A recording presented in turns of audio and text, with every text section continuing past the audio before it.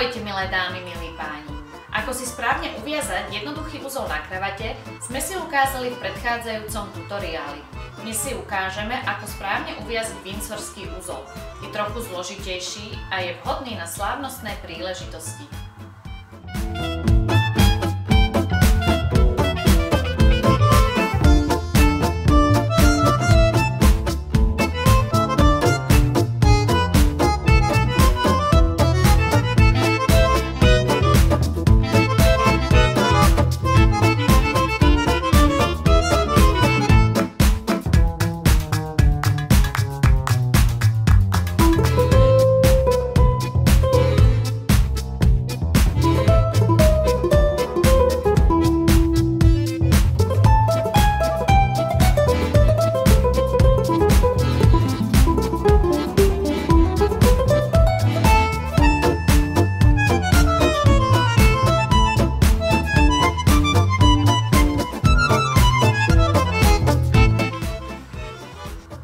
Verím tomu, že vám boli obe časti tutoriálu, ako správne uviazať uzol na kravate nápomocné.